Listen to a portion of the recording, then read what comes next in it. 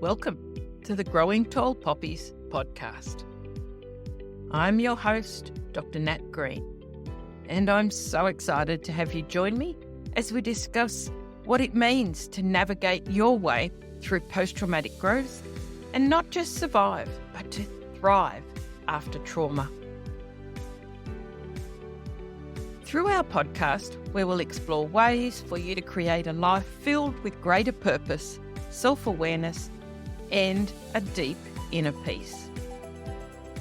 Through integrating the many years of knowledge and professional experience, as well as the wisdom of those who have experienced trauma firsthand, we will combine psychology, accelerated approaches, coaching, and personal experience to assist you to learn, to grow, and to thrive.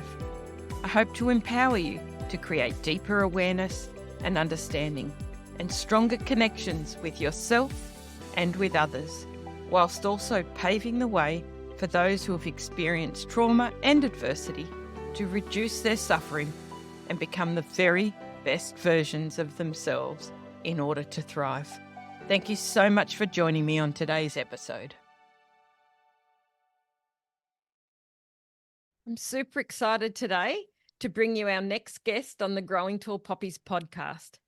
It's my absolute pleasure and privilege to welcome a beautiful lady and good friend of mine who has also experienced significant trauma and adversity throughout her life and is a wonderful example of a tall poppy. I'm really excited that she's agreed to come on and share her story today. So let me introduce you to the beautiful Nichole Morrin, or Nichi, is probably what you'll hear me refer to her as throughout today's conversation. Nichi is a clinical psychologist, entrepreneur, sustainable success coach, podcast host of the Sustainable Success series. That's a mouthful, but I love it. And I've been lucky enough to be a guest on her podcast that she's just started recently as well. And she's CEO of The Successful Zebra. Nichi is an author, with her first book being published currently and a second one on the way. Nichi's mission is to advocate and raise awareness for people living with invisible conditions, whom she refers to as zebras. Her goal is to help people transform their life and step powerfully into who they are, own their unique zebra stripes, and find the energy to get back to living in a sustainable way that does not sacrifice their health or their happiness, while allowing them to do their most meaningful work.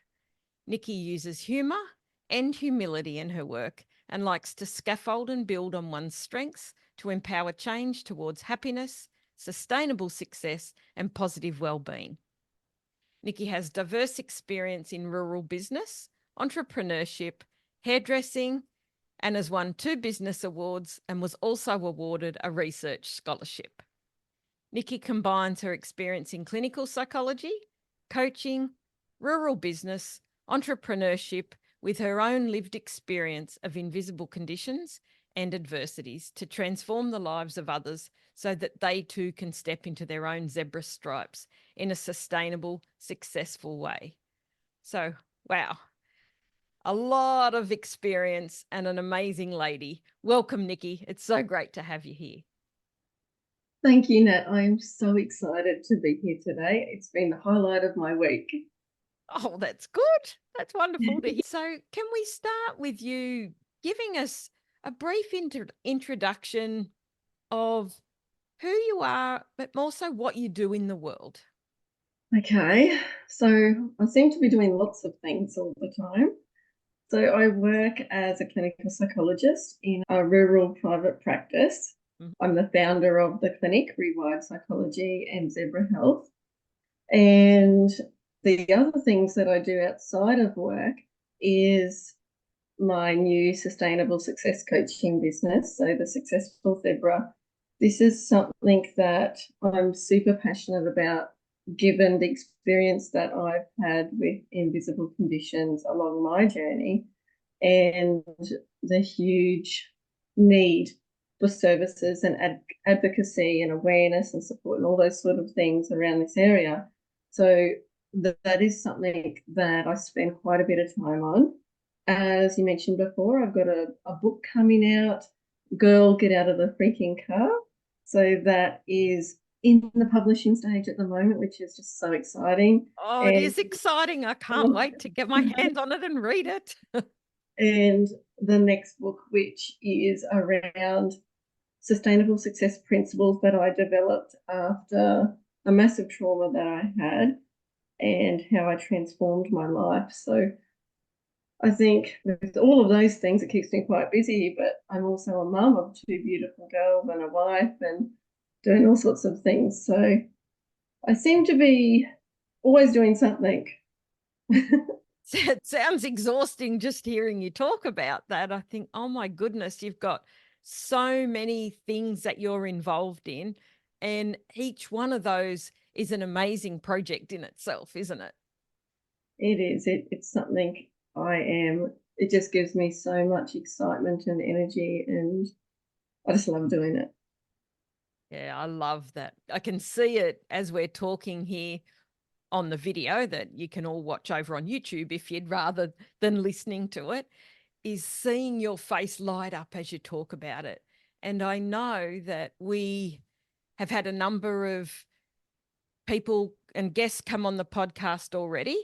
And I'd have to say that nearly every single one of the people that we've had on here already has let us know and shared with the audience that they have got invisible conditions. So it certainly does seem to be something. And one of the breadcrumbs that we're seeing along the way with the Growing Tall Poppies podcast is that trauma often comes hand in hand with invisible conditions. Does that sound right to you? Absolutely, it does. And not only is trauma and adversity something that also contributes to the development of invisible conditions due to the nature of how it impacts our nervous system, but even going through the process of trying to get recognition, understanding, support for an invisible condition can end up leading to trauma in its own way as well. Just that process of trying to get the right help can also lead to trauma. I am so glad. That's often the elephant in the room, isn't it? Let's be honest. It's so important, and I'm so grateful that you highlighted that systemic stuff around being stuck in systems, seeking an understanding of our conditions, trying to be on the hamster wheel of seeking help for our trauma, trying to work through going to all the recommended helpers that we get told to go to, can be exhausting and, as you said, actually create more trauma. Absolutely. And something that I hear regularly from people that I work with in this space is the trauma or the gaslighting or the invisibility that they experience even more so when they're not understood. They're told things are just all in their head. If things aren't seen, well, they're not measurable, so they're not believed. Having your pain dismissed, told it's just stress, just go for a 10-minute walk a day. That was one thing I was told going through my journey. I think there's so much more awareness that needs to be raised around this. But I think it also comes back to that sort of zebra reference that I use. And that comes back to how a lot of the time people are trained, or health professionals are trained looking at horses or the most common things. And not very often is there training around the zebras or the things that are outside the box. But those zebras do exist. And zebras is something that I refer to a lot. I refer to myself as a zebra woman, but also highlight the positivity around the term zebra also. Not only are we just lost and unseen and invisible, but we're also wanting to step into our zebra stripes. We're wanting to make transformations to our life to be able to live life in a way that supports us, but the things we're wanting to do. Oh, that is really, really powerful to hear you say that, because really I feel like at the moment that I could get you on here twice, really, as the expert to talk about how we manage our zebra stripes, and also to hear about how you came from where you were to where you are now. So how about today? Let's do your story, if that's okay, and talk about how you got to where you are now and all the amazing things you've done that have helped you develop the model and the success principles that you've come to now. But I'm really thinking that having you on as a guest expert when you've got time in your busy schedule would be brilliant, because I know that we're going to be overwhelmed with messages as a result of this about, oh my gosh, how do we get in contact with Nichi? How can we find out more about it? Because I know that the majority of my listeners really do have invisible conditions. So I think that's great, and that aligns so much with my mission. I'm so excited about your mission. Yeah. So as you've already alluded to, you've had some significant trauma and you've definitely had a fair bit of adversity. So now I'm just wondering if you could share an overview of what has happened for you. Well, it's been quite a lot, and a lot of it is all around those health and invisible conditions. But infertility was something that I experienced, and after years of infertility and the losses that comes with that, and also the grief, I think I remember back then those thoughts of, oh, am I a real woman because I can't do the one thing that you think can happen? And then you have the people saying to you, oh, don't worry about it, just forget about it, it'll happen when it's meant to. They are the most unhelpful comments that you can have told to you when you're going through infertility. But eventually I was blessed with two amazing daughters. And when I reflect back on it now, I think, well, it happened when it was meant to now, but that's because I can reflect back on it now. But after the birth of my second child, actually the birth of my second child, I was doing way too much. I had overactive thyroid and high blood pressure and all these things going on. And I remember I'd worked a whole day doing like office managing type work. And then I had gone home and actually done 2 cuts and colours after a full day's of work. I had all like big cankles because I was full of fluid and I had all these things going on and I was so unwell. And here I was doing 12 hours work. I remember going to the doctor the next day and him saying to me, you're going to hospital right now. I had nothing packed, nothing ready. I wasn't due for another 5 weeks. My husband came home and I think he packed my entire wardrobe and then travelled back to the city with all my gear. I didn't realise how sick I was. I was in the bed. They were pumping me full of steroids. They were making me have the lights dimmed.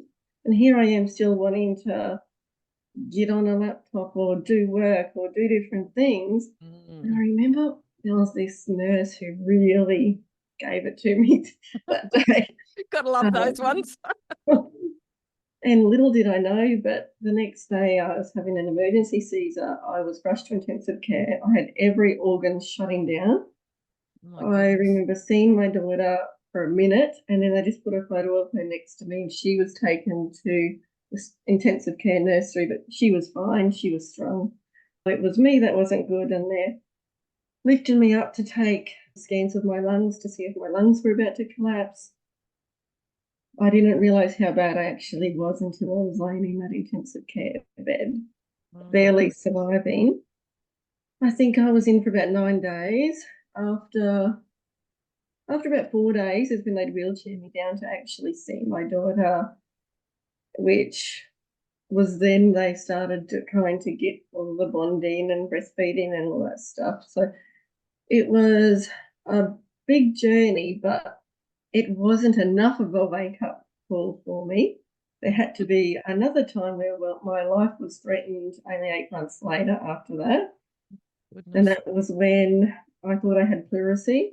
I was really quite unwell, and then the doctors rang and said, oh, you've tested positive to a pulmonary embolism. You've got to get to the nearest city straight away. You've got to do all these tests. So I went down there, and then the embolism was gone, but I had hundreds of mystery nodules filled in my lungs. They had no idea what these were. They thought they were lung cancer, so they sent me off to to Brisbane for more tests. I think I had that many tests over the next month. They put me in the free blood test club, which isn't a good club to be membership of, I can tell you that. But at least they were free, I suppose. But in that moment, I thought I was going to die. I thought, I'm not going to see my kids grow up. And it really made me realise that if I survive this, I'm actually going to do the things I'd always wanted to do, that I always thought I was not good enough to do, or not smart enough to do, or that I couldn't do. And after so many months of testing and thinking I was going to die, miraculously, all the nodules disappeared. We never got an answer what they were. It was just put down to the elusive mystery nodules.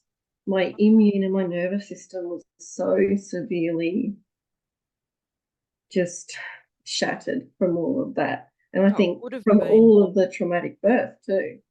So the trauma of the birth process, the trauma of the separation for an extended period of time from your beautiful daughter, the pressure also, let's put this into perspective for our listeners, that you actually live in a regional area way away from the major cities. So you also away and disconnected from your biggest support network and community. And then to have you thinking, I'll just keep going, like us high-achieving, busy women tend to do until we get the wake-up call we need. And the blunt, not very pleasant nurse, she knew she was doing her job and needed to give you a wake-up call, which then led to all this other, and not having any answers and uncertainty. So that's multiple layers of trauma in a short period of time. And then once I did recover, I actually, because I was hairdressing at the time, and also I'd done qualification in business, and so I was really busy. I'd won business awards 2 years in a row. I had staff I was managing, doing all of those things. And then after I recovered, I enrolled in university to become a clinical psychologist. Of course you did, because you didn't have enough to do, did you, Nichi? But still, I think it took me a lot to learn from those lessons, because I studied full-time for 6 years while working 2 jobs and being a mum and doing all this stuff.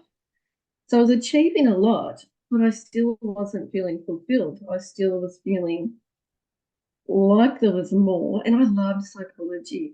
I contributed to a textbook, had a contract for that with a publishing company, and I won a scholarship for research in adolescent mental health space.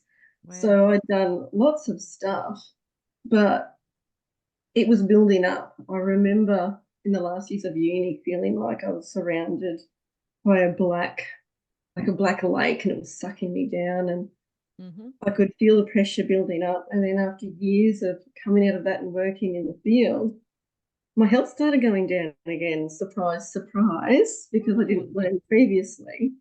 And I think this was the time that really smacked me in the face and made me think, you really got to change things.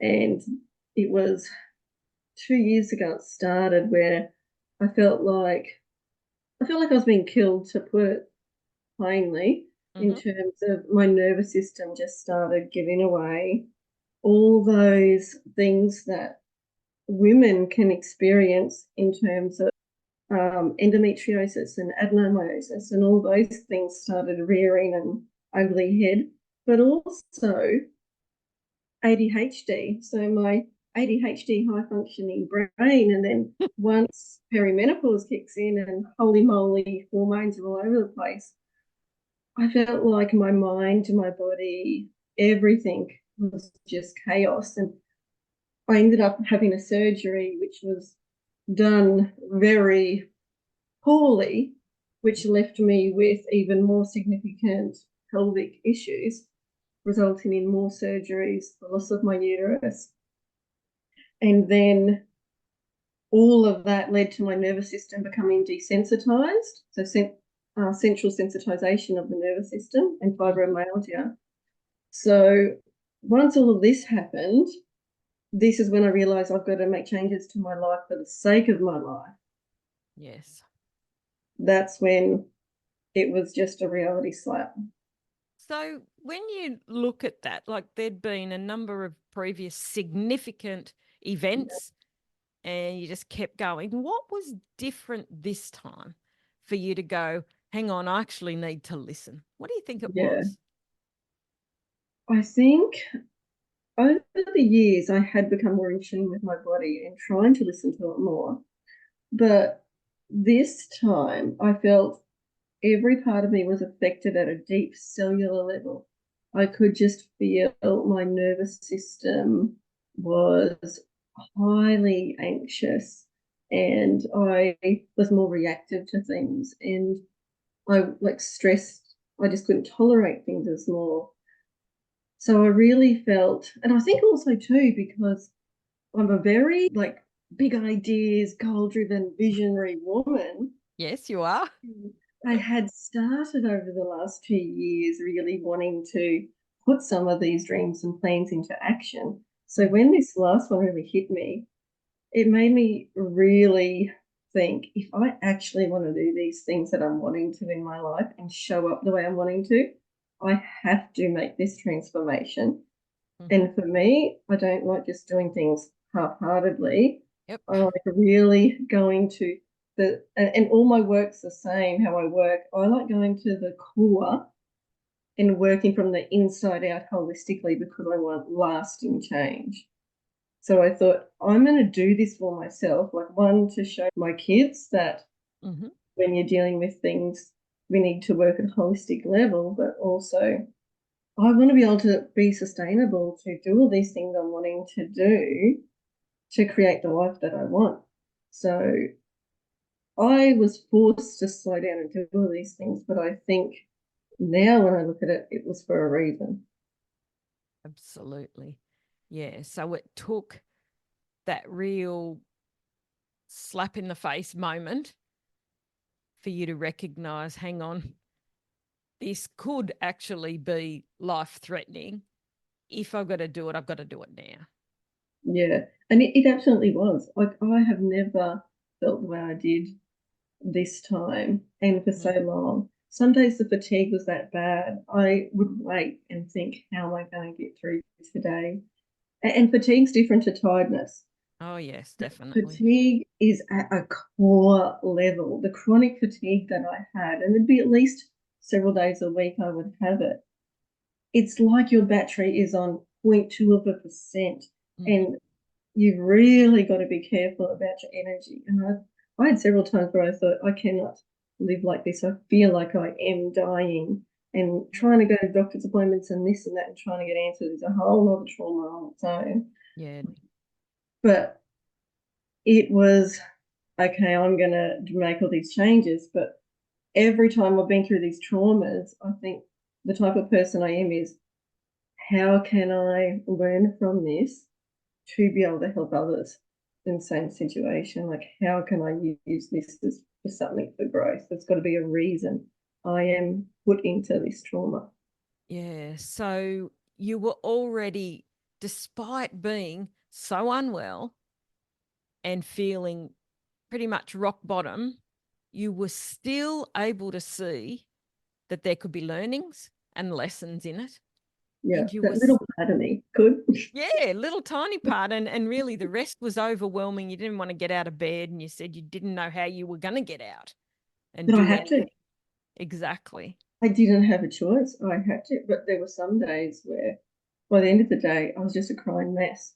And I think that's important. So thank you for acknowledging that. It really is that people think, oh, well, there's something about them and they just keep going and they're superhuman. But it's so important that we go, yeah, okay, that might have been the case, but we broke down, we had the tears, we hit rock bottom. We didn't just float through and everything was wonderful. So talk a bit about that, if that's okay with you. When you were really at that rock bottom, things were going on for you then?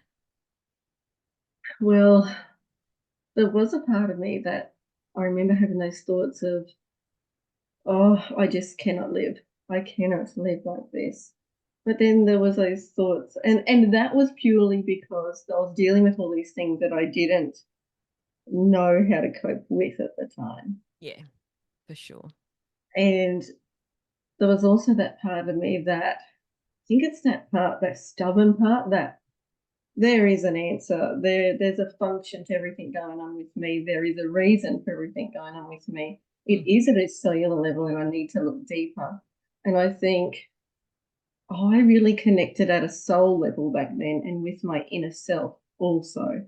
Okay. And that was a really important part. And also getting the right people around me, or the right support.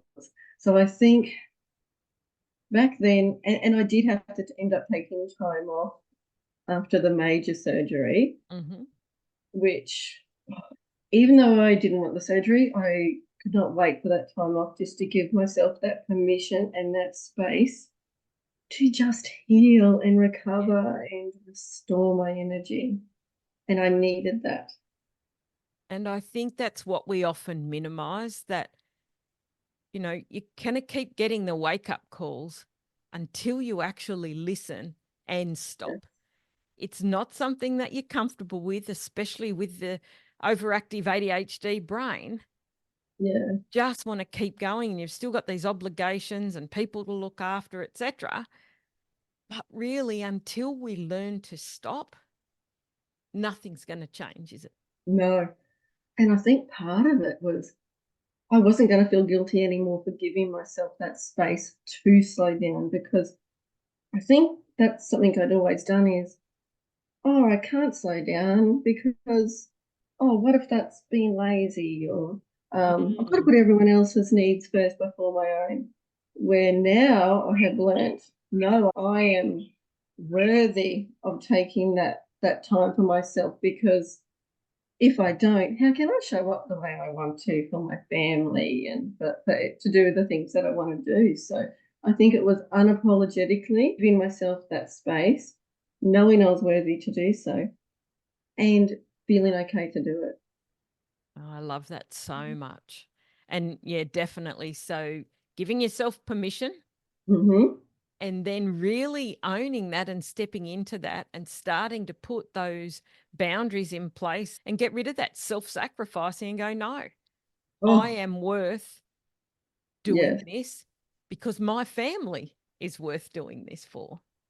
And I'd always been one to self-sacrifice and be there for everyone. I've they're not the only traumas. Like, we've got a complex history of rare cancers within my family. I started a foundation years ago for my nephew who has a rare brain tumor. And so with all of these things, like, I've always been the one the rock, I suppose, and being the strong one for everyone, where it was so unusual when it was flipped around and I was the one that was having to ask for support, which is something I never did, and put those boundaries in and say no to things. And I did do it. I really put the boundaries in, which I definitely needed, but it was a whole new learning curve too when it was flipped around and you needed to be open to receiving the help.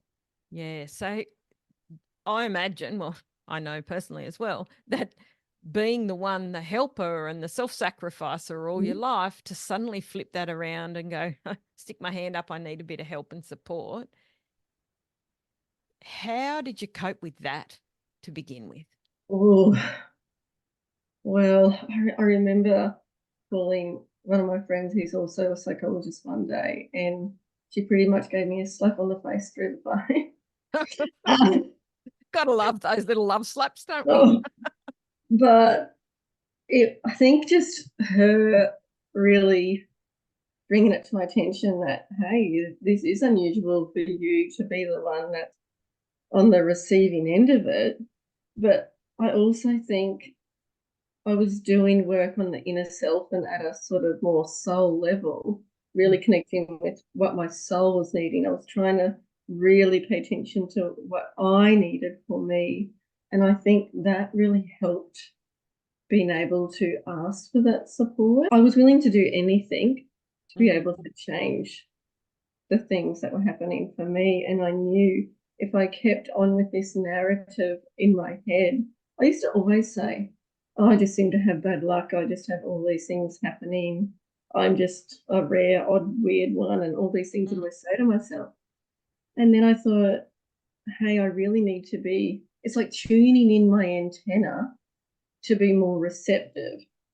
So it's like changing the station on my own radio of what I was telling myself and being open to how can I receive that help, because that's going to start making changes at a different level in my life that I had not previously done. I was curious about it. Yeah.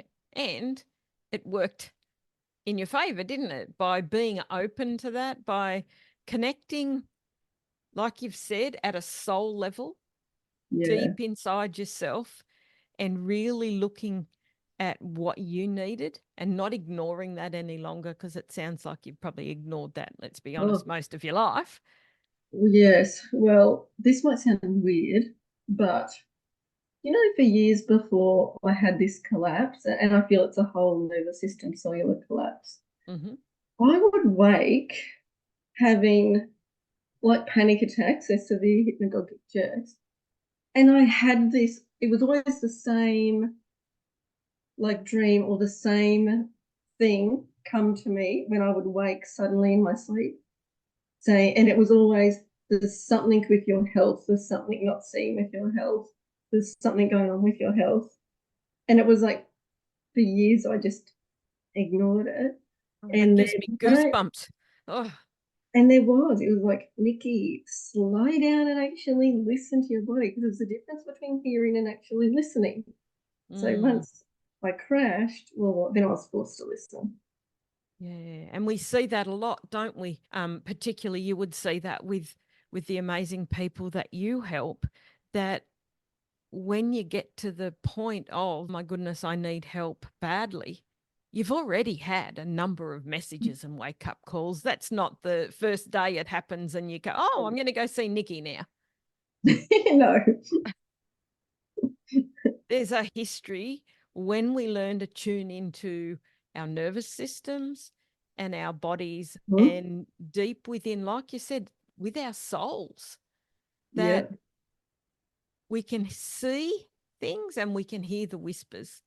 Yes. Oh, I love that.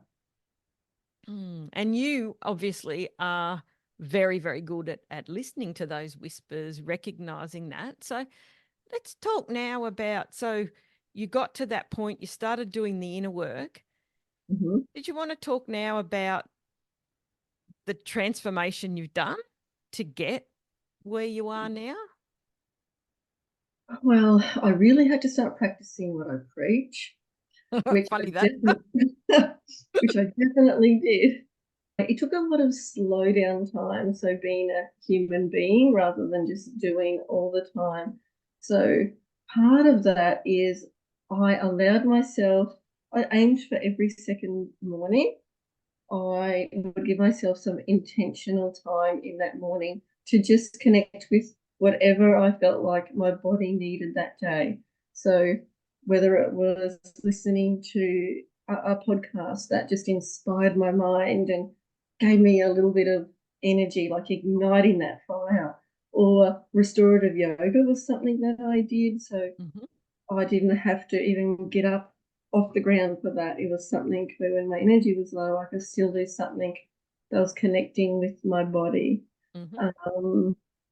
Reading, I love reading. Writing, so in my book, writing and journaling what my stories and what I've been through, that was really helpful. Gentle exercise, like back then it was really gentle. I still do my intentional mornings, but now I do a little bit more in terms of the exercise for what I can manage now. So I think that was really good, just giving myself that space each day to do the things that would nurture me. I changed my narrative. So instead of telling myself I don't, like, I'm sick of having no energy, or I'm sick of being tired. I don't want to feel like this. I would completely turn that around into what I do want. So I was being more receptive for what I was wanting to receive in life. So I'm wanting more energy. I want to feel inspired and energized. I want to connect with those that are going to see the potential in me. I want to invite good things into my life. So I really tried to work on the mindset, the physical body, work on the things that would nourish that soul, but also at a heart level. So these dreams that I'd always had, how can I overcome those brick walls? Because they were big brick walls. Oh, I bet they Well, I've were. thought about these things for years and never done them. So I'm actually going to have a go at being that tall poppy and Hey. some of my dreams without being scared. Mm. So what was that like when you first started doing that and got the changes and recognized them? Well, do you know, over the last probably 6 months, I've actually thought to myself, wow, I actually feel happiness.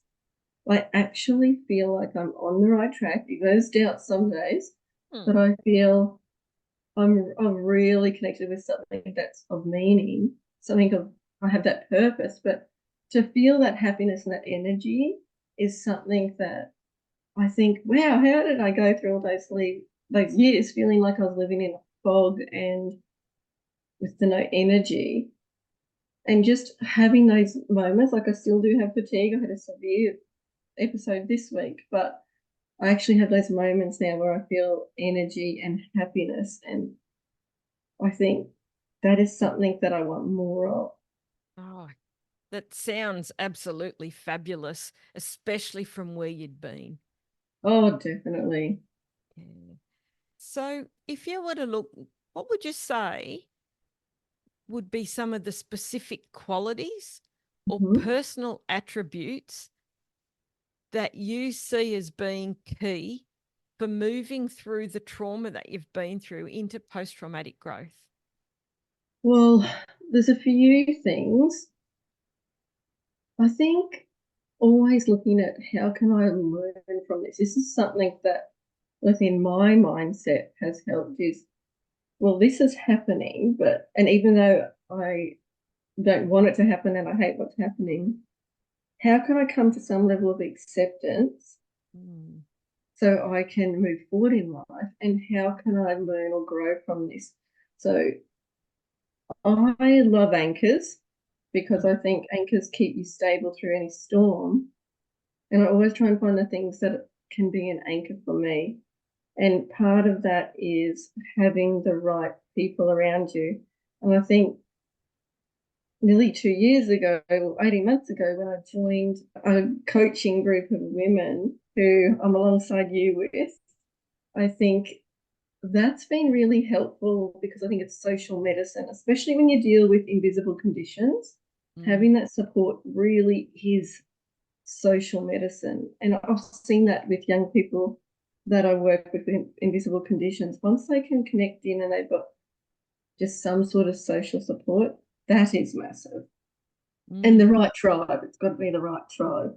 It makes a huge difference, doesn't it? Oh, Absolutely. absolutely. Yeah. So, and I think also I like to always sort of look at, well, who else has been through this or done this before me, and learning about their stories of how they've done it. I found that really inspiring. I Mm. remember reading about one lady who'd been through the most significant trauma, and she said how a storm always runs out of rain, and how she just went and did all these just amazing things. And I just think, wow, when you can learn from other people who have sort of been through all this and then see what they've achieved, I think that gives you hope. So I think Mm. hope's definitely one that I've always had, and that perseverance. So things are transient, they're not always going to stay like this. Yeah. There's I some hope that really, answers the question. yeah, it does. Some really powerful things. I wrote some of those down. So acceptance, Yeah. and always looking at, how can I learn from this? How can I grow? Yes. That's really powerful. And I loved what you said about the social medicine, that social connection, Yes. because when you started to do the inner work and connected socially to your soul, I know that sounds weird, but you connected within first. Yes. You had to get to the point where you could accept or acknowledge the stuff that was going on for you. So acknowledge first, then accept it. Like you said, you didn't necessarily like it. No. Didn't like what was happening, but you could accept you and knew that you had the stuff within to move forward. Yeah. And I remember giving myself permission to heal, and that I no longer needed to carry the weight of the traumas anymore. And I think that was profound when I got to that stage. So permission to let it go. Yes.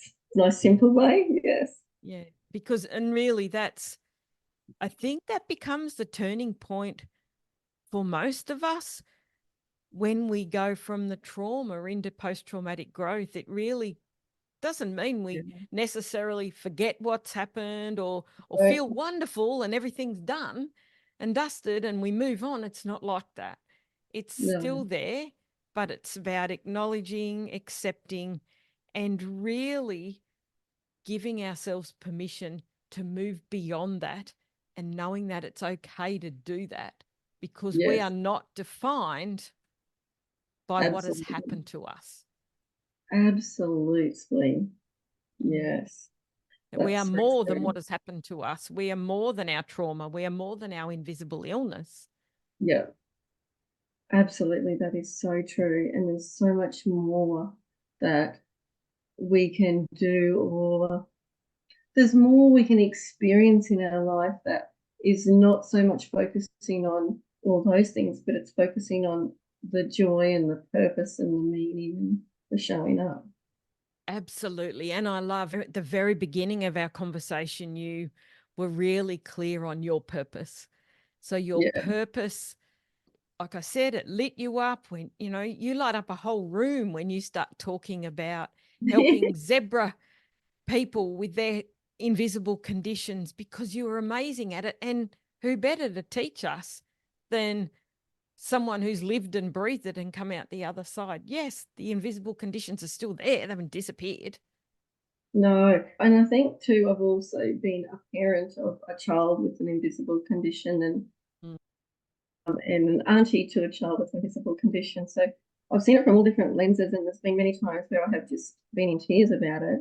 But I've also learned so much, and I feel there's so many out there that need that support to be able to find how they can get back living and in a sustainable way. And what I like to say is, let's be busy living. Oh, I love Just that. be busy living. And two things that have stuck out for me, like a lot of it has, but particularly, let's be busy living. Yes. I'll put that in a quote for you. And I really loved earlier, you said human being, not human doing. Yes, which is what I try and focus now. Have some time on. I love that. Like, how many times are we just so busy doing that we forget to treasure every minute? Like when you've faced near death, when you've been through such significant trauma and health issues, you do see things differently. We can't ever unsee what's happened for us. It's now really around making every minute count. Absolutely. And the shortness of life is something that has been a massive driver for myself to make changes. Yep, definitely. So overall, how have all the experiences you've had, so the good, the bad, and the ugly, how have they transformed your perspective on life, relationships, and your personal values? Well, the big transformation. So on my life, I now have a book coming out, and I've got another one in the making which details everything I've been through and the sustainable success principles to help get other people through that. But I've got a podcast. There's so many things. I feel like I am doing something that is so meaningful, something that excites me. It's something that is heart-led, but it is also got the rational side and the business side and everything else too. So I feel from all the experiences I've had, it is balanced. Mm. I think in terms of relationship, because I have more energy now, I feel I can show up better in my relationships. I remember when I was in my darkest steps, I'd be triggered by just the littlest thing, and I'd be so reactive, and I just could not show up. I felt like I'd lost myself. So I think I can definitely show up better in my relationships with my husband, with my kids. Even in the work I do, I feel I've got so much more energy to give in the work that I do. And then I'm getting so much more back from it at the same time, that satisfaction. But I definitely think it's had huge impacts, and just being able to feel content, like that, Wow.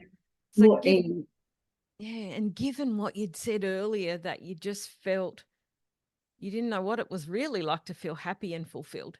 So it sounds like now, when you're talking about that, this is really at a soul level, Yeah, connecting so deeply, and you are definitely feeling fulfilled as you move your mission forward. absolutely. That's so exciting. So, as we move to wrapping up the conversation, given that would be a really nice segue talking about your book and everything, where can our listeners find out more about you and find you online? On Facebook, they can find me at The Successful Zebra, and the same on Instagram, The Successful Zebra. My website will hopefully be done this week. Oh, that's exciting. Hopefully, www.thesuccessfulzebra.com.au. Mm-hmm. For the clinical work, it's Rewired Psychology, so it's very separate to the coaching and Successful Zebra work. And yeah, I think that's the main ways that people can find me. Excellent. And I'm sure that you will have lots of people looking for you and coming forward with that huge wealth of both experience and lived experience and knowledge, and the beautiful way you have with people. So I'll put all of that in the show notes. And if you could share one thing with our listeners that would help them as they navigate their post trauma or adversity, moving into post traumatic growth, what would be the one thing you'd like to leave them with? I think the courage to be seen. And I think this comes down to my book that's being published right now, which is Girl, Get Out of the Freaking Car. That's something that I kept saying to myself because I felt like I was pulling up at like the red carpet or the event to my life all the time, but I was too scared to ever open the door of that car and actually get out. So I was just staying safe. So I think, and that's what that book's about, is about how you can actually get out of the car and have that confidence to be able to make changes to your life. And I think when you do have that courage to make some changes and be seen, your whole world and everything that can come to you can change. Oh, I So I love think this so much. being seen, yeah, it's The okay to be seen and you're worth it.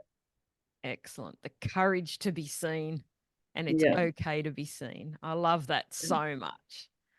Oh, thank you so much for coming on today, Nikki, and Oh, for thank you. having a wonderful conversation. I've loved every minute, and I'll definitely be getting you on to really talk around the invisible conditions. Let's just, before we go, though, can you just rattle off some of the invisible conditions that we're talking about so that people know that they absolutely have to tune in for that episode when it's on again? Yeah. So, invisible conditions, that can be anything from a physical condition to a psychological mental health condition or a disability or a neurodevelopmental condition. So, some examples would be autism or ADHD, Some other examples are Ehlers-Danlos syndrome, complex regional pain syndrome, Chiari malformation, chronic fatigue, fibromyalgia. There's so many different conditions, but people might think you're okay on the outside, but it doesn't mean that there's a lot that you're battling with or struggling to live with on the inside. That's just a few examples. Functional neurological conditions.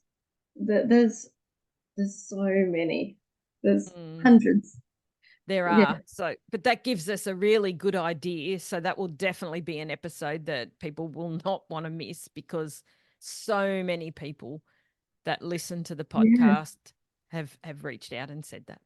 And even all the reproductive conditions that women experience, they're all invisible conditions. And yeah, it's definitely a lot. There are. Well, thank you so much. You're a wealth of knowledge and experience, and it's been a pleasure to have you on. Thanks, Nichi. Thank you, Nat. Bye. Bye. Thank you for joining me in this episode of Growing Tall Poppies. It is my deepest hope that today's episode may have inspired and empowered you to step fully into your post-traumatic growth, so that you can have absolute clarity around who you are, what matters the most to you, and to assist you to release your negative emotions and regulate your nervous system so you can fully thrive. New episodes are published every Tuesday, and I hope you'll continue to join us as we explore both the strategies and the personal qualities required to fully live a life of post-traumatic growth and to thrive. So if it feels aligned to you and really resonates, then I invite you to hit subscribe, and it would mean the world to us if you could share this episode with others who you feel may benefit too. You may also find me on Instagram at Growing Tall Poppies and Facebook, Dr. Natalie Green.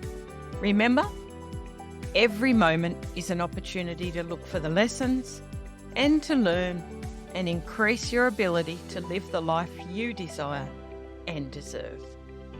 So for now, stay connected, stay inspired, stand tall like the tall poppy you are, and keep shining your light brightly in the world. Bye for now.